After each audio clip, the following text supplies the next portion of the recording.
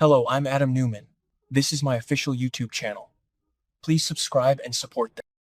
The Young and the Restless, spoilers, Saturdays, fall the 20th of June, 2026. Welcome back to the channel, guys. Today is Thursday, and what a wildly frustrating, absolutely chaotic day it is in the soap world. I just finished my second cup of coffee, and my brain is still spinning from what we just watched. Grab a snack, because we have a lot to unpack today, and I am not holding back. I cannot believe Phyllis Summers right now. I mean, seriously, are we actually doing this again? I am sitting here screaming at my television because this woman is supposed to be a master manipulator, a brilliant strategist, and yet she is walking right into the most obvious trap I have ever seen in my entire life. And she is gloating about it? Let's just break down this whole Arabesque situation because it is driving me absolutely insane. So, Phyllis runs into Kane Ashby, and she is just practically vibrating with smugness, bragging about how she has this massive new victory with Arabesque. She is acting like she just conquered the business world, completely ignoring the fact that Victor Newman just handed this to her. Wait, I'm getting ahead of myself. Let's rewind for a second. Have we completely forgotten what Victor did to her literally just a few weeks ago? The AI evidence? He framed her. He had Christine Blair ready to throw her in a dark hole forever, and he only backed off to use her for his own twisted games. And now he hands her a defunct company that used to belong to Kane, and she thinks it's a gift? I'm sorry, but Phyllis is being incredibly naive here. Kane literally stands there and warns her. He knows exactly what Arabesque is worth, which is absolutely nothing, and he tells her point blank that Victor Newman never gives anything away for free. But does she listen? Of course not. Because Phyllis is so desperate for a win, so desperate to prove she's still a powerhouse, that she is blinding herself to the reality that Victor is setting her up for a massive fall. I know some people are loving this confident Phyllis, but personally, I am dreading the moment the other shoe drops. It is going to be brutal. And the irony of Kane Ashby, a man who is currently ruthlessly blackmailing Lily Winters for control of Chancellor Winters, using his bone marrow as leverage, giving someone else a moral warning about business? You cannot make this up. But speaking of Victor and his twisted little games, can we talk about Matt Clark for a minute? I am so conflicted about this storyline, and honestly, it is making my skin crawl. Victor has literally moved a monster onto the Newman Ranch. I've been watching since 2015, and this is by far one of the most reckless, insane things Victor has ever done. He knows exactly what Matt did to Sharon. He knows the trauma, the violence, the absolute horror that this man inflicted on his family. Matt literally just orchestrated a plot that caused Nick to crash his car while high on fentanyl and cocaine, leaving him with potential brain damage, and Victor's response is to use Matt as a pawn? So, Victor is giving Matt these new orders, right? He wants Matt to get closer to Kane Ashby. He's basically forcing Matt to do his dirty work.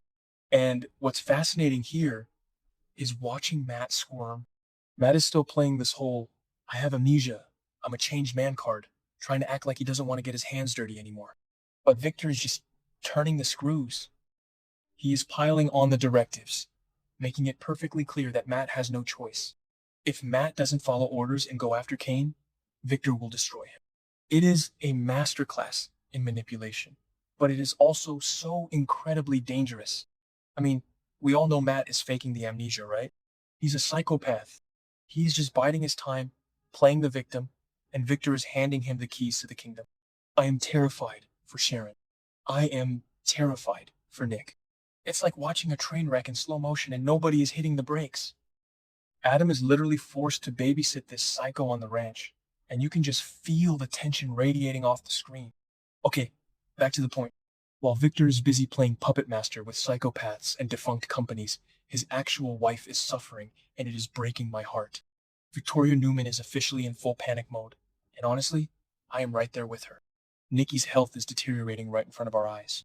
These sudden, severe headaches she's been having, they are not normal. And Nikki, being the stubborn, proud Newman matriarch that she is, just keeps brushing it off. She keeps blaming it on her MS, refusing to make a big deal out of it. Am I the only one who is screaming at the screen for someone to just call an ambulance? Victoria is practically begging her mother to see a doctor immediately, Not later, not next week, but now. And Nikki just won't listen. It is so frustrating because we have seen Nikki go through so many health crises, from her alcoholism to her MS flare-ups, and she always tries to handle it alone until she collapses. I am so scared that this is a sign of something much more serious. A brain tumor? An aneurysm? And where is Victor in all of this? He is too busy plotting revenge against Jack Abbott and using Matt Clark to even notice that his wife is in agonizing pain. The separation between Victor and Nikki is taking a massive toll, and I genuinely fear that by the time Victor realizes how sick she is, it might be too late. Please, Y and R writers, do not kill off Nikki Newman. I will riot. I am dead serious. I will stop watching if they do my girl Nikki dirty like this. And speaking of rioting, let's talk about the absolute nightmare that is happening over at the Abbott mansion. Or rather, wherever the hell Diane Jenkins Abbott is currently being held hostage.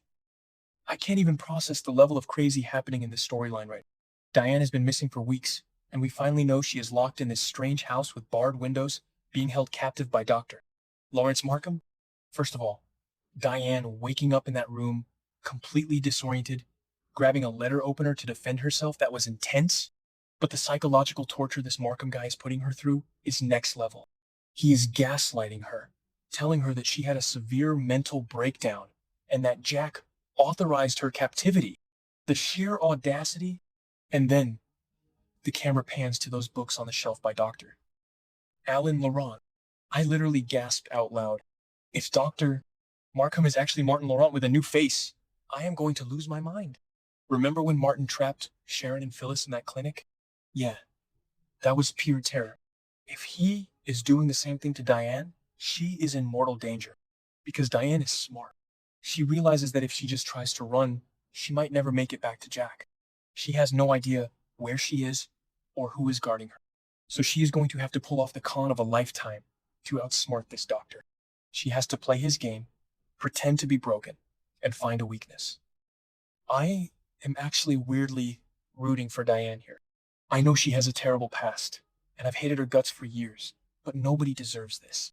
She is backed into a corner, and when Diane Jenkins Abbott is backed into a corner, she comes out swinging. I am so here for her turning the tables on this creepy doctor. But the absolute worst part of all of this?